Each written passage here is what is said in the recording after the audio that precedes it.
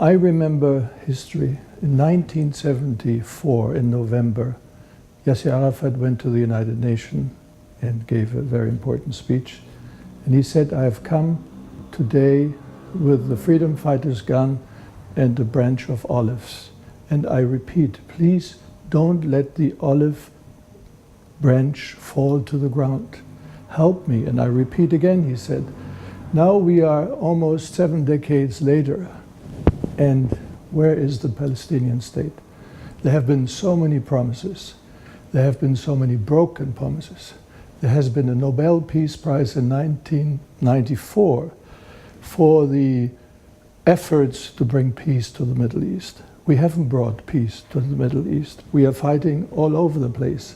And one reason why the Palestinian dream has been almost forgotten is there are so many problems. There has been Iraq, there has been Syria, there's Yemen, there's a conflict between so many nations in the region that the Palestinian problem is not major anymore.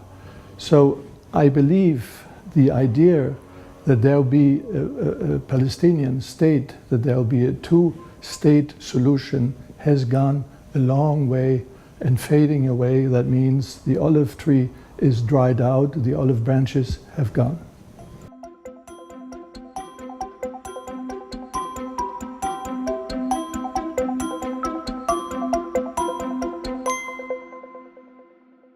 The reasons are many. The Palestinians have no importance except a humanitarian importance. The interest of states like Saudi Arabia in Palestine is minimal. They are concentrating on Iran. They're concentrating on many other conflicts in the world, and they have internal problems as well. So the Arab nations are preoccupied with their own histories, their own problems, their own contradictions, and they give a lot of positive verbal encouragement to Palestine. Sometimes Qatar is just recently, they sent over $400 million so Gaza could pay the fees for many workers, so they could get the payments to the administrators. But it's not a priority anymore. Palestine is not a priority anymore. Palestine is only a priority if there's violence. If there is violence of Gaza against rockets sent to Israel, then there is a tension. But now, the conference, the deal of the century, which Donald Trump promised the Palestinians, will be discussed in a few weeks, in a few days, in Bahrain. Who knows? What do they do there? They meet there as a workshop, trying to find billions and billions of dollars and promising the Palestinians that they will construct in Ramallah or wherever a new Dubai, or do Palm Springs, or do whatever, Saint-Tropez. It is promises the Palestinians have heard for a long time. Well, what is the idea behind all of this? It's trying to gain time, one. And secondly, it's trying to buy off the Palestinians of saying, we give you billions and billions and billions and accept our plan of peace, which will certainly not include a two-state solution.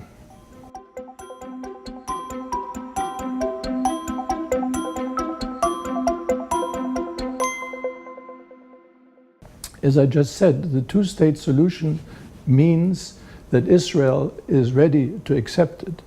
And the Prime Minister of Israel, who is leading the most right-wing government in the history of Israel, is certainly not willing. Before the elections, which passed a few weeks ago, he had promised the settlers he would take over annexation of settlements in the West Bank, which is occupied land, and he would just say this is now part of Israel, which is against all international law.